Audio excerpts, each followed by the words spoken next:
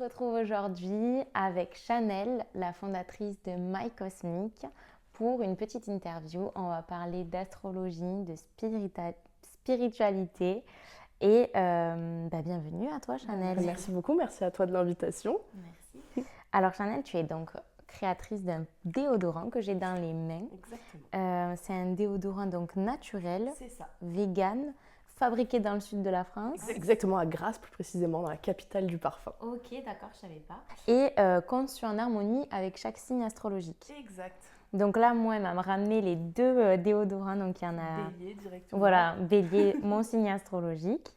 Il y en a un alors qui est pour le sport. C'est ça, il y en a un qui va être un peu plus efficace, qui va tenir un petit peu plus. Donc ça va être le sport, donc le bleu. Ok. Et ensuite, on a pour les journées quotidiennes, on va dire les journées de bureau ou quoi que ce soit, où ça va être le casual, qui va être très bien.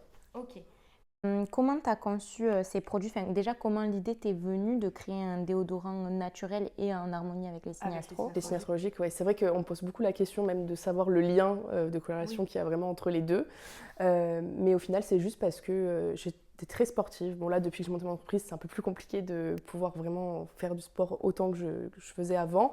Mais en fait, ça ne me convenait pas. Les déodorants ne me convenaient pas et les antitranspirants, j'étais pas vraiment pour parce que ça obstrue les pores, etc. Donc, c'était pas quelque chose qui me convenait pour autant, même si c'était efficace.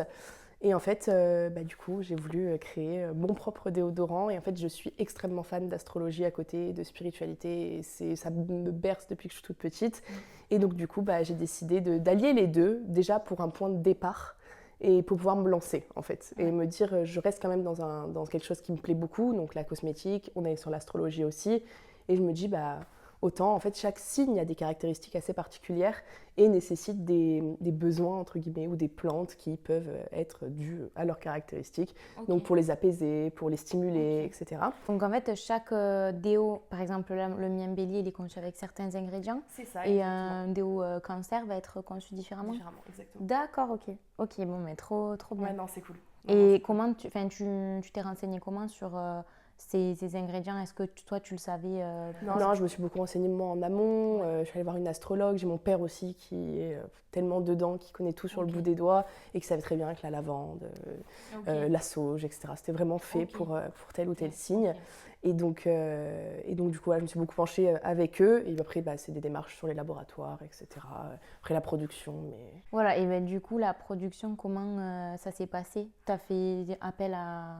Alors, j'ai fait appel à un laboratoire et après alors c'est un nom spécifique, mais en gros, ça va être 2 personnes en extérieur du laboratoire qui vont venir vérifier. Ils vont venir vérifier le produit, en fait, pour voir s'il est bien conforme, s'il répond aux attentes, et même si, par exemple, puisque moi, il est naturel, vérifier, bien sûr, qu'il y ait tous les ingrédients nécessaires pour pouvoir avoir l'appellation du naturel. Et donc, voilà, après, c'est tous les travaux, on va dire, avec le laboratoire directement. Ok. Et en fait, est-ce que tu as créé ta marque? Parce que du coup, tu as la marque My Cosmic qui te représente aujourd'hui. Est-ce que tu l'as créée avec le déodorant ou est-ce que déjà avant, tu te donnais un peu ce nom de marque, on va dire? Non, c'est vraiment... je dirais que My Cosmic, ça a été vraiment mon alter ego. Je l'ai créé parce que c'était la partie de moi qui, au final, c'est vrai que dans la vie quotidienne, c'est un peu compliqué de dire je tire les cartes, je suis dans la spiritualité, je me lève tous les matins à telle heure, je fais du yoga et du machin et du truc. C'est des choses aussi qui ne font pas partie de la vie quotidienne et peut-être des choses qu'à l'époque, je n'assumais pas vraiment.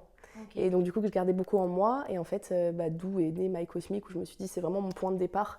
Et je ne me suis pas laissé le choix, je me suis donné 1 an. Et au bout d'1 an, j'ai lancé, j'ai dit, allez, c'est parti. La production n'était même pas encore terminée.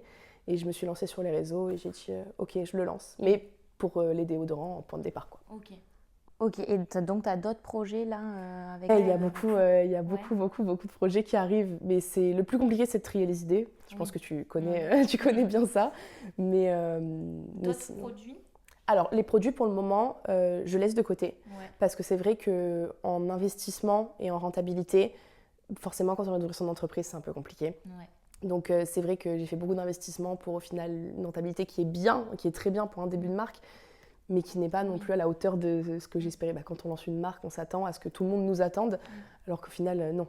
C'est à nous de faire nos preuves, etc. Et puis, aujourd'hui, ça me correspond toujours, mais c'est vrai que la spiritualité, les cartes, la cartomancie, la guidance, c'est tellement quelque chose qui m'anime que... Ok. Voilà. Si vous n'avez pas vu le site internet de Chanel, donc c'est le site My Cosmic. Elle parle beaucoup de spiritualité, elle propose des guidances, elle parle d'astrologie. Ouais, effectivement. Et ensuite, on a donc ses produits, ces 2 déodorants différents, un pour le sport, un pour la vie de tous les jours. Et donc, comment tu as créé cette DA, tu vois Est-ce que c'était déjà... est-ce que c'est toi qui l'as créé? Est-ce que tu as fait appel à des gens, Non, je l'ai fait, ouais. graphistes comment tu as créé ça? J'ai tout créé toute seule. Alors en tout cas, j'ai un ami très proche à moi qui m'a beaucoup aidée dans vraiment le développement. Lui a monté beaucoup d'entreprises précédemment et il m'a énormément aidée.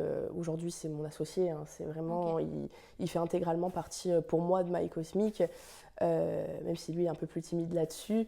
En tout cas, c'est quelqu'un qui m'a énormément aidée dans les idées et dans vraiment le côté entrepreneurial.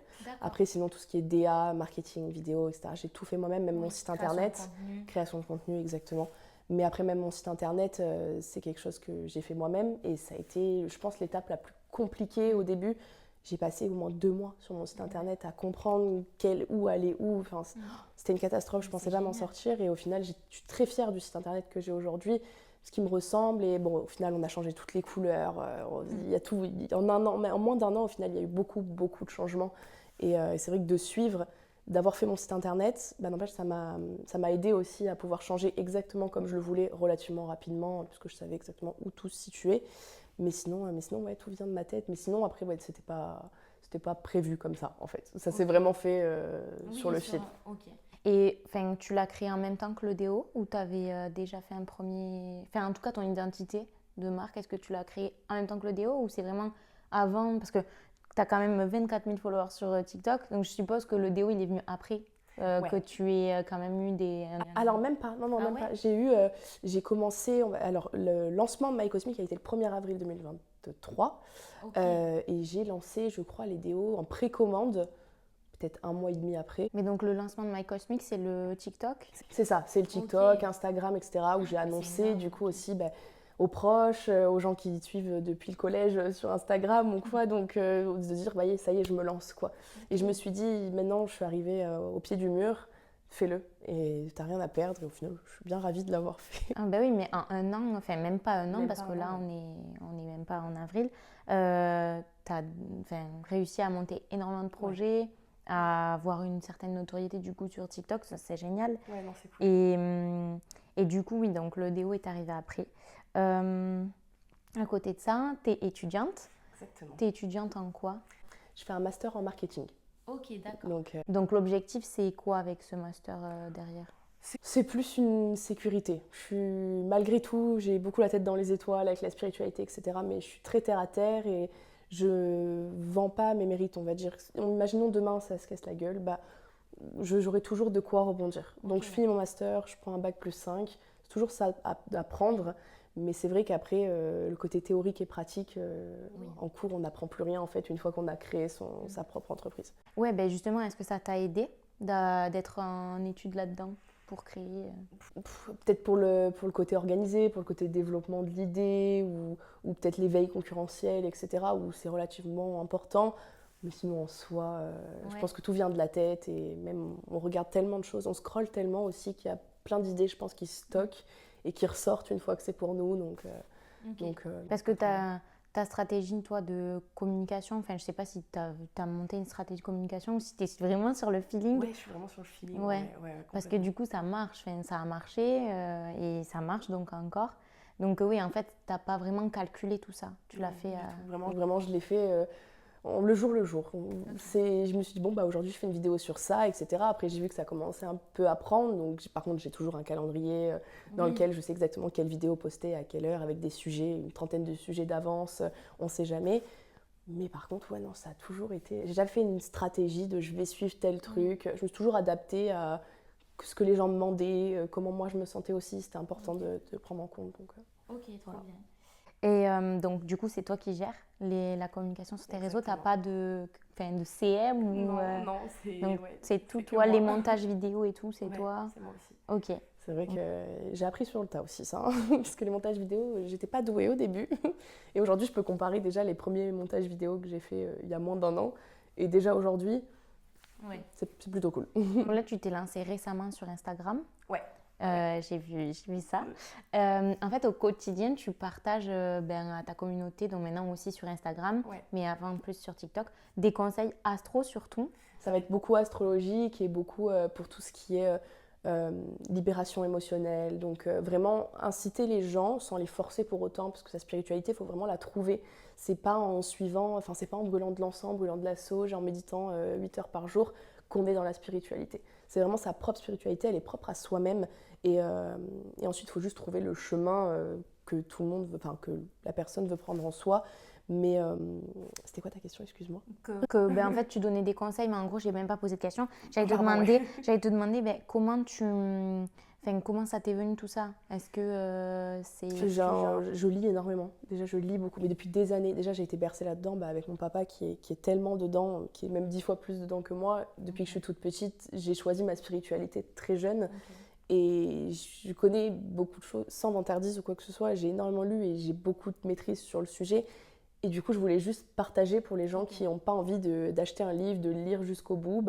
En 3 swipes sur Instagram, tu as déjà trouvé les plus grosses techniques, on va dire, pour pouvoir t'apaiser, pouvoir trouver ta spiritualité, même d'astrologie, connaître un peu ton signe, etc. Donc, peut-être plus à titre éducatif. Ok. Et comment tu écris donc tes vidéos conseils comme ça? Est-ce que tu les écris déjà? Oui, je les écris par contre. Ouais. Ouais, complètement. Et comment, ça se passe comment? Alors les posts Instagram, du coup, j'écris directement. Après, généralement, c'est des posts. Et après, les vidéos, je traite juste mon sujet et je note juste les points importants à noter. C'est-à-dire, par exemple, l'exercice de respiration, je vais vraiment voir en fonction de quel problème il y a, quel mot, quel exercice de respiration, par exemple, il faut. Je vais m'enseigner un petit peu et c'est ça, exactement. Et après, je le fais au feeling. Par contre, j'écris pas toute ma vidéo. C'est juste les points que je surligne où, par exemple, il faut parler de telle technique. Et voilà, après, je le connais, donc je le fais comme ça.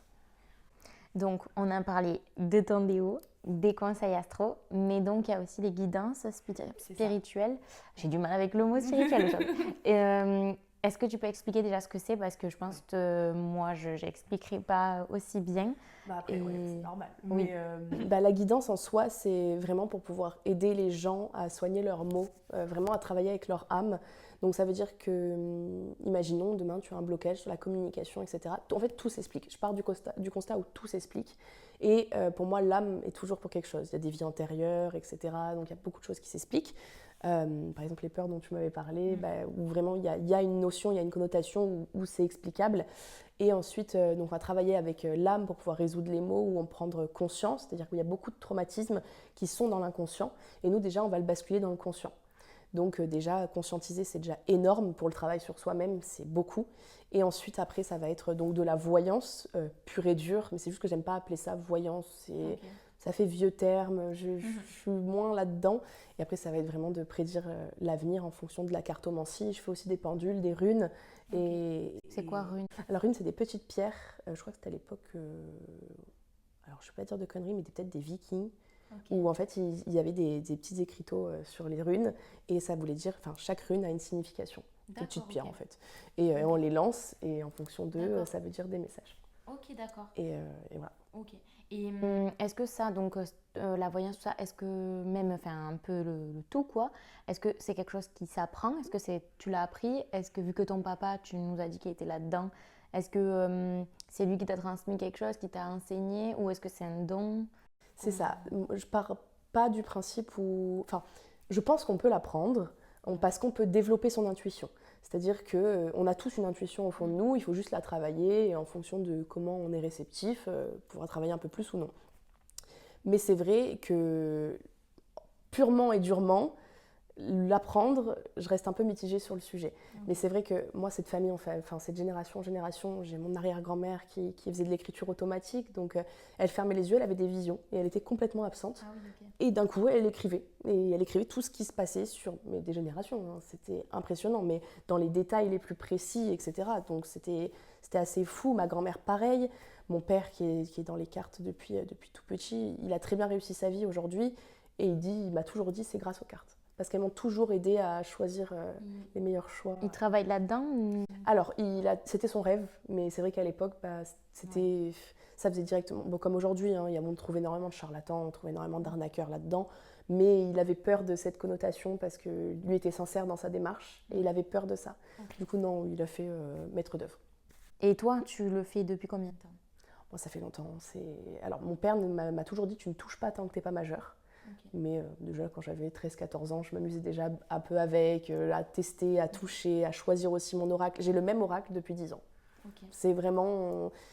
tu verras d'ailleurs, il est bien abîmé, mais c'est celui qui me parle le plus. Okay. Et ce don-là, moi, je le ressens depuis que je suis toute petite. De par du moment où je vais te toucher, je vais ressentir des choses dans les lignes de la main, dans plein de choses où il se passe beaucoup de choses en moi. Ah, oui, et du coup, je l'ai touché un peu jeune, donc 13-14 ans. Et puis après, je l'ai beaucoup peaufiné. Et après, je voyais que ça fonctionnait. Je voyais, toute seule au début. Et je voyais que ça fonctionnait. Je le faisais pour les petits, pour le code, pour le permis, pour le bac, pour le brevet, pour le genre de conneries. Et même pour les débuts de relations amoureuses. Combien de temps ça a duré, pourquoi, comment. Et j'avais tous les détails, tous passés comme je le prédisais. Est-ce que ça t'a pas peut-être bloqué parfois de te dire « Ah merde, je vais pas rester avec lui ». C'est pour ça que ça fait mal un peu, mais on se dit « Non, mais je laisse la place au doute ». Mais au final, bon, il n'y a pas vraiment de doute. Mais oui, au début, quand on est jeune, c'est un peu difficile. C'est pour ça que j'ai même une petite fille qui a de 13 ans qui me suit sur TikTok et qui est présente depuis le début. Okay. Elle a 13 ans, elle m'a toujours dit « Est-ce que tu peux me tirer les cartes ?» et tout. J'ai toujours non, parce qu'il faut une certaine maturité, il faut un certain recul pour pouvoir accepter les informations, les traiter correctement. Et voilà, mais ensuite, quand j'ai eu 18 ans, après, mon père m'a dit « J'ai très bien compris ce que tu faisais. » Et du coup, on a peaufiné ensemble, il m'a expliqué pas mal de choses qui m'ont permis de vraiment m'améliorer. Est-ce que tu penses que tu m'as dit que tu laisses la place au doute. Oui. Est-ce que du coup, tu te dis que tu peux te tromper? Oui, complètement. Je ne reste pas sur le fait qu'une voyante, dans tous les cas, peut se tromper. Ce n'est pas un problème. Parce qu'on peut avoir des informations qui manquent. Nous aussi, parfois, quand nos états d'âme ils sont un peu noircis ou qu'on est un peu dans une journée triste ou quoi que ce soit, on va avoir tendance à peut-être voir plus le négatif que le positif. Donc, on peut oublier certains détails. Mais c'est vrai que j'ai de la chance quand même de m'être trompée très peu. Ça m'est déjà arrivé, mais honnêtement... j'aime vraiment aller dans le détail et j'aime vraiment travailler avec les gens dans le sens où on va aller chercher ce qui se passe. Et même si j'ai pas des détails, on va travailler ensemble, on va trouver ce que c'est. Je lâche pas tant que j'ai pas trouvé de toute façon. Ok. Ah, mais c'est cool. Ouais, non, j'adore. Puis après, t'as beaucoup aussi le destin est écrit, mais par exemple, imaginons demain, ton destin est tout écrit et c'est nickel. Mais par contre, tu as décidé de travailler sur toi profondément. C'est-à-dire que changer tes états d'âme, changer la manière de penser, changer ta spiritualité, tout en fait. Et bien là, tu peux te créer un nouveau destin. D'accord. Mais à partir de cela, on voit en fait un autre destin qui se crée complètement, quoi. Donc ça, c'est assez impressionnant. Ça m'est arrivé 2-3 fois où en fait, j'ai dû retravailler dessus. Sur toi sur des clients. Ok. C'est intéressant. Du coup, est-ce que tu peux nous parler de tes projets, ou en tout cas un petit peu, ou de certains? Alors, il y a le plus gros. Honnêtement, il y a le plus gros qui sort en avril. Ça fait 4-5 mois que je travaille dessus, avec quelqu'un qui m'aide, une développeuse derrière, donc qui est vraiment excellente, qui est incroyable. Elle fait un travail de fou. On a des réunions toutes les semaines où on regarde comment ça avance.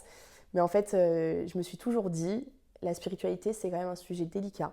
Il y a des gens qui s'autoproclament dans la spiritualité alors que, bon, pas du tout. D'autres oui, d'autres non. Même, il y a des gens qui ne se sentent pas légitimes de ça.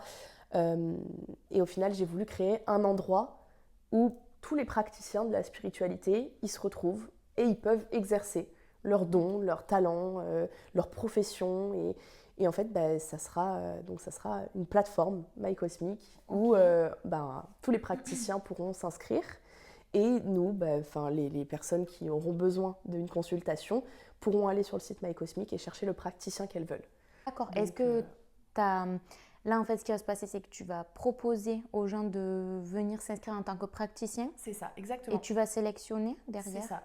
Par contre, oui. Par contre, il y aura un grand tri. Il y a un tri sur le volet qui est énorme. C'est-à-dire que je fais beaucoup attention. Même sur TikTok, etc., je pense que tu le vois aussi, il y a beaucoup de personnes malhonnêtes. Et moi, ma plateforme, je veux qu'elle reste dans ma même DA. C'est-à-dire que je suis très spontanée et je suis très bienveillante, honnêtement. Et j'aime que les choses soient carrées, soient claires, soient saines, surtout, même pour mon environnement à moi. Je préfère que les gens sur la plateforme soient complètement validés. Donc, ce que je vais faire, c'est que déjà, chaque personne aura un entretien avec moi. Donc, moi, je vais passer en B2B directement. Donc, les praticiens qui viendront donc à moi ou moi qui viendront les démarcher. Par contre, il y aura au moins 3 entretiens. C'est-à-dire un entretien avec moi où j'ai besoin d'évaluer leur capacité, voir si ça fonctionne ou pas. je laisse la place aux douces avec le stress, etc. On met un deuxième entretien avec quelqu'un que je ne connais pas. Je veux un avis vraiment extérieur, dans le sens où je pense que je prendrai quelqu'un sur TikTok ou quoi que ce soit et je lui dirai je veux ton avis. Et ensuite je le ferai, j'aimerais bien avec mon père, pour lui qui a vraiment ce talent de reconnaître exactement ce qu'il faut. Mais il y aura 3 entretiens minimum, je pense, pour être sûr de la personne, du praticien qu'on met sur le site. Et est-ce qu'il y aura, tu envisages différents domaines? Genre, je ne sais pas trop comment ça se dissocie, mais je suppose qu'il y a des gens qui sont plus spécialisés en voyance dans un domaine, d'autres vraiment que astro. C'est ça, ouais, en fait, il y aura vraiment de tout. Même parfois, les gens sont très curieux de savoir leur thème astral, il y a énormément d'exemples. Mais là, ce sera vraiment une plateforme, il y aura tout de regroupé, un astrologue, un scan corporel, une personne qui te fait le pendule, les cartes, les runes, enfin, chacune spécialisée dans son domaine. Et est-ce que toi, du coup, tu seras sur la plateforme aussi? Oui, bien sûr. Ouais, complètement. Par contre, je ne veux pas arrêter parce que ça me plaît trop. J'aime trop ça. Ça sera un nouveau site? On est en train de voir. Ouais. Soit on l'intègre. Là, la plateforme, le site aura complètement changé. Ça sera complètement différent. Dans les mêmes couleurs, par contre. Oui, orange, ma même DA, exactement. Mais en tout cas, on ne sait pas encore si on met... pour le moment, c'est pas encore sorti, donc on est encore en train de travailler dessus. On fait d'abord les maquettes, et ensuite on va voir si on intègre directement sur Shopify ou si on doit passer par WordPress. Tu te fixes des objectifs avant de lancer un projet? On en parlait avec Jessica quand j'ai interviewé, on en parlait de ça. Est-ce qu'on se fixe des objectifs? Est-ce que on se dit non, j'attends rien, comme ça je suis pas trop déçue? En fait, moi je pars beaucoup, je calcule pas trop ce que je fais. Honnêtement, je suis beaucoup dans le feeling et je me donne pas d'objectifs réels. C'est vrai que j'aimerais bien atteindre un certain nombre de clients dans, on va dire, les 6 premiers mois, mais sinon je le fais vraiment au feeling. Je ferai la pub qu'il faut quand je pense que ça sera nécessaire. Je vais pas encore tout prévoir. Tu calcules pas en fait. Non, vraiment. Tu prévois pas non plus de lancement? Est-ce que tu prévois? Lancement, complètement. Lancement quand même. Normalement, c'est le 1er avril. Là, je m'ai développeuse qui a eu quelques soucis familiaux, donc ça prend un peu de retard sur le projet, mais c'est pas un problème. Je veux dire, ça peut sortir le 1er comme le 15, le 20, on s'en fout, c'est un détail. Mais oui, je prévoirai quelque chose pour le lancement, complètement. Donc ça, tu l'écris, tu le prévois? Ouais, je vais voir en amont. Je pense que je vais m'y mettre d'ici les prochaines semaines. Je pense que je vais l'écrire ou je vais faire vraiment une belle pub. J'aimerais vraiment une pub assez professionnelle parce que là, du coup, on touche plus les clients, mais directement le praticien en soi. Donc, j'ai besoin de quelque chose de plus pro. T'en as déjà dans tes abonnés ou... Ouais, complètement. J'ai déjà des gens Bon, j'ai 2-3 abonnés, on va dire, qui sont au courant du projet parce que justement, j'aimerais bien qu'ils y participent. Des gens en qui j'ai confiance. J'ai fait, par exemple, il n'y a pas très longtemps, avec une femme qui est venue sur un live TikTok. Et au final, on a sympathisé. Elle m'a fait un soin énergétique avec une libération. Et ça a été exceptionnel, quoi. Et j'ai dit, là, il me la faut absolument sur la plateforme. Ah, mais c'est trop bien. Ouais, et puis ça sera bien aussi pour les gens, ils gagneront un peu de visibilité. Et puis, je l'assure, moi, derrière, qu'ils soient sur la plateforme, mais qu'ils aient un nombre de clients quand même par mois, etc. Et moi, derrière, j'assure la pub, j'assure tout. Mais pour eux, ça se passe comme un abonnement? C'est ça, exactement. Ce sera un abonnement. Si tu loues des locaux, en fait. Exactement, c'est ça. Un coworking, mais en ligne. Quoi. Voilà. Ok, mais trop génial. Ok, mais c'est chouette tout ça. J'espère que ça va fonctionner. Ah oui, je voulais te demander, est-ce que tu as le syndrome de l'imposteur par rapport à ça? Alors beaucoup, beaucoup. Justement, en soins énergétiques et en libération, c'est ce qu'on m'a dit. C'est vraiment le syndrome de l'imposteur où on ne se sent pas légitime de tout ce qu'on fait. Et c'est vrai que j'ai beaucoup travaillé. C'est vrai que les études, l'alternance, My Cosmic à côté, qui a pris quand même pas mal d'ampleur dans ma vie. Aujourd'hui, mon rêve, c'est de me dédier à My Cosmic, mais je ne peux pas encore. Donc, je pense que je me sens pas légitime. Même, tu vois, par exemple, rien que ce podcast, je me dis, mais au final, qu'est-ce que j'ai à raconter? Je me sens pas légitime de tout ce travail, mais pourtant, quand je prends du recul, je vois tout ce qui s'est passé, mais je me sens pas... c'est jamais assez, déjà. Et puis, je me sens pas légitime de tout ça. Pour moi, c'est de la chance, alors que non, c'est du travail derrière, mais... Je comprends ce truc-là de c'est jamais assez et tout ça parce que j'ai la même chose. Mais moi, je savais pas en fait avant qu'on discute que ça faisait que 1 an que tu avais lancé tout. En fait, je pensais que oui, peut-être 1 an le déo, mais que les réseaux, tout et que même ton site, tout le contenu que tu as fait, le nombre de personnes que tu as touchées. Enfin, je trouve ça énorme en un an, enfin même pas un an à l'heure où on parle, et que un an après, tu lances déjà un autre projet qui est énorme. Tu vois, ouais, là c'est le plus gros projet de ma vie, je pense, honnêtement. Ouais, je sais pas. Parce que tu vois, si tu lances un si gros projet aujourd'hui, ben, tu te dis, mais la fille, de quoi elle est capable après, tu vois? Enfin, forcément. Moi, j'espère plus gros encore, oui, voilà. Il faut avoir les épaules et tout, mais c'est vrai que ce serait bon. C'est beau. Bah, c'est gentil, merci beaucoup. Mais c'est vrai que même là, tu vois, c'est hyper gentil, mais au fond de soi, et je pense que tu as la même chose, où on se dit, bah, ouais, mais c'est normal, quoi. Alors que bon, oui, il y a tellement de travail derrière. Mais ouais, le syndrome de l'imposteur est quand même... tu le gères? J'arrive à le gérer, ça va. Mais en fait, ça a été très dur au début de My Cosmic parce que, on va dire que je faisais une sieste en fait par nuit. Je dormais des 30 minutes, 1 heure. Et j'enchaînais les cours, le boulot et My Cosmic et machin. Et c'était même avant les séances. Et je dormais très peu. J'ai tous mes amis qui me disaient écoute ton corps, écoute ton corps. Et je suis la première en plus à écouter mon corps. Mais là, j'ai vraiment fait. Je suis Capricorne, donc c'est vraiment têtu. Et je suis obstinée là-dedans et je ne vais pas lâcher. Et je me suis épuisée en fait. Je me suis complètement épuisée. Et c'est vrai que là, maintenant, j'ai quand même. Là, par exemple, la semaine dernière, j'ai attrapé une bronchite. J'ai mis 3 jours d'arrêt maladie. Je me sentais mal. Je me sentais pas légitime. Je me suis dit, si je vais pas au boulot, du coup, j'ai bossé sur My Cosmic. Mais cloué au lit, c'était pas possible. Et on se dit, au final, directement, c'est bon, t'es capable de pas le faire, t'es pas capable de le faire, machin. Alors que si, mais il y a aussi le corps qui demande du repos et c'est hyper important. Donc aujourd'hui, je le gère mieux. Parce que du coup, tu disais, tu as beau boulot pour les personnes qui comprennent, tu es en alternance. C'est ça, exactement. Ouais, je suis en alternance, avec le master à côté, avec le master. Oui, ça fait beaucoup de choses à gérer, franchement. Et puis avec des gros projets comme ça. Je comprends ce que tu vis parce que je l'ai vécu, mais moi j'avais pas des, en tout cas j'ai l'impression que c'est pas des aussi gros projets, tu vois. Et mais du coup j'ai l'impression que parce que tu as une demande derrière, tu dois assumer quelque chose pour pas, parce que si tu postes plus pendant une semaine machin et tout, après il faut s'y remettre, c'est relou. Même l'algorithme, tu as vu sur TikTok, Instagram, il est méchant. Honnêtement, on oublie de poster une seule fois, nos vues descendent. Et c'est aussi cette obsession avec... j'ai eu beaucoup au début et j'ai vite détaché de ça. Mais les obsessions pour les abonnés, les vues et de se dire, mais mon Dieu, ma vidéo, elle n'a pas fonctionné. Et au final, il faut tellement pas se prendre la tête parce que c'est la vidéo la moins travaillée qui fonctionnera le plus. J'ai une vidéo à 2,2 millions et une vidéo à 1,4 million, je crois. C'est la vidéo que j'ai le moins travaillée. Honnêtement, c'est juste des vidéos où je parle spontanément, où j'ai même pas surligné mon thème, rien. Et au final, c'est les vidéos qui fonctionnent le plus. Mais des fois, tu te dis, j'ai mis tant de travail pour l'autre, et pourquoi celle-là? Pourquoi? Moi, tu passes 2 heures sur une vidéo et elle fait 500 vues. Tu te dis, waouh, mais l'autre où je parle d'astrologie, elle fait 2 millions. Mais après, tu cibles aussi les sujets qui intéressent le plus. Mais je me suis vite détachée de... Je sais plus qui c'est qui disait ça, c'était peut-être Léna Situation qui disait vraiment cette obsession, ça devient vite maladif, donc il faut vite s'en détacher.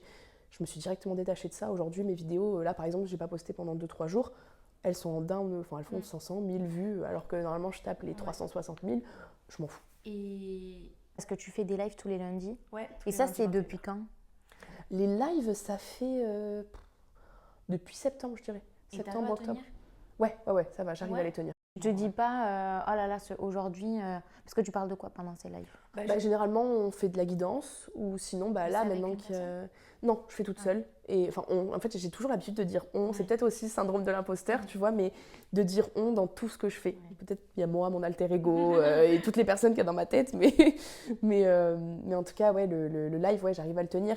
On fait beaucoup de guidance, et puis aujourd'hui, maintenant, c'est l'échange. En fait, moi, ça me fait plaisir. Lundi, je me connecte à 21h, j'ai pas besoin de me remaquiller, de me machin. Je suis avec limite des amis, quoi. C'est cool. Et donc, c'est... T'as pas cette pression de te dire, oh là là, il faut que je fasse le live. Au début, c'était très dur. Parce que déjà, j'ai été quelqu'un qui ne postait jamais rien sur les réseaux sociaux. Peut-être la dernière photo que j'ai postée sur Instagram, sur mon perso, je devais avoir 17-18 ans. Ouais, et aujourd'hui j'ai 23 ans, j'ai toujours pas reposté depuis sur mon perso. Ah oui, et en fait, j'ai passé donc 4 ans l'année dernière, donc 4-5 ans à rien poster sur les réseaux, à mettre une story une fois tous les 4 mois, tu vois. Et j'étais pas du tout active, très discrète sur ma vie en termes général. Et là, d'un coup, de m'exposer à ce point, ça a été très dur. Au début, ça a été très... Même là, parfois, c'est très dur de me dire... Je scrolle mon TikTok et il n'y a que moi en fait, il n'y a que moi partout et parfois j'ai envie de souffler et de me dire j'ai envie de voir autre chose que juste ma tête quoi. C'est vrai que donc ça a été très compliqué de se lancer quand en fait, on n'a pas envie de montrer sa tête, quand on n'a pas envie de le faire. Au début, je ne l'ai pas fait par envie, honnêtement. Je l'ai fait par nécessité, parce qu'il y avait mon projet derrière et que j'ai vu que ça prenait. Donc, je me suis pris au jeu. Aujourd'hui, c'est plus du tout dur de faire une vidéo. Maintenant, je le fais très spontanément. C'est vrai qu'au début, c'est un peu compliqué de s'exposer. Non, mais j'apprends plein de trucs dans ce podcast, c'est trop chouette. Et le but, c'est ça, hein, c'est d'apprendre à connaître des nouvelles personnes, mais c'est trop bien. Et du coup, est-ce que c'est un manque de confiance en soi ou c'est genre t'aimes pas te voir à l'écran Déjà, je pense qu'il y a un problème de confiance en soi, je pense comme à peu près tout le monde, mais avec le syndrome de l'imposteur, le fait que parfois on n'a pas le temps à maximum de prendre soin de soi, donc les cheveux en pétard, les machins, les trucs, ça fait vite baisser un peu l'estime de soi, mais c'est surtout de me filmer tout le temps. En fait, je ne me filmais jamais, ou sinon je me filme par exemple sur Snapchat avec mes amis, c'est rigolo, voilà quoi. C'est pas une habitude pour toi comme là de... Ouais, non, complètement. Et puis même, tu vois, comme je t'ai dit tout à l'heure, je rends pas bien à la caméra. Je pense que tout ça, je me bouffe pas l'esprit avec parce que je me dis ça passera avec le temps. Aujourd'hui, je sais très bien que là, je verrai la vidéo, je trouverai toujours un truc à me redire, à dire tu parles trop avec tes mains, par exemple, ou je suis tout le temps comme ça, ou de profil, ça va pas, mais je me prends plus la tête. Et je me dis, ça passera. Aujourd'hui, ça me dérange, mais dans 10 ans, je me dirai, c'est... Je me dis un peu la même chose parce que tu vois, là, de faire des formats comme ça, j'ai hésité. Mais en vrai, je trouve ça cool parce que ça peut, pour des personnes qui ont envie de voir, aussi ça donne un lien différent. Il y a des personnes qui peuvent se comparer à nous directement, physiquement aussi.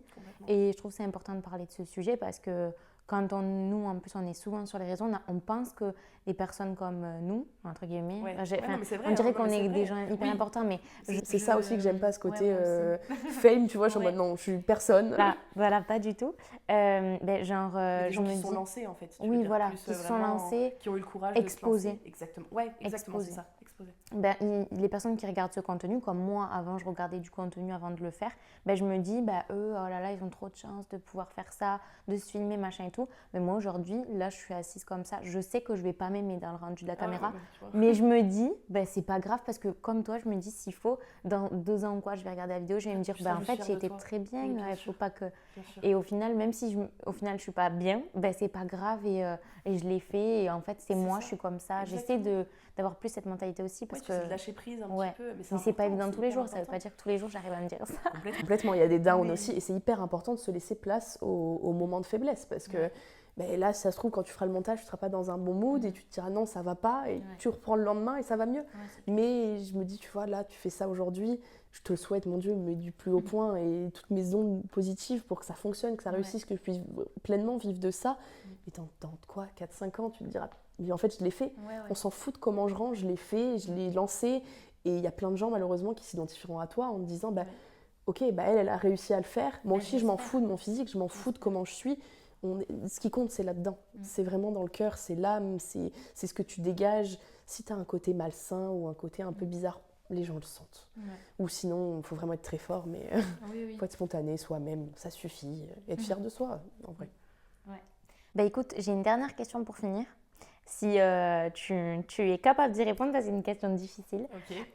Si tu devais donner un conseil un peu à quelqu'un qui n'ose pas se lancer, donc pour peut-être cette peur-là de s'exposer et tout, mais surtout pour la peur de ne pas réussir, qu'est-ce que tu lui dirais? Je pose cette question un peu à tout le monde. Mais c'est bien, t'as raison. J'aime bien, c'est une bonne note de fin où vraiment, au moins les gens savent.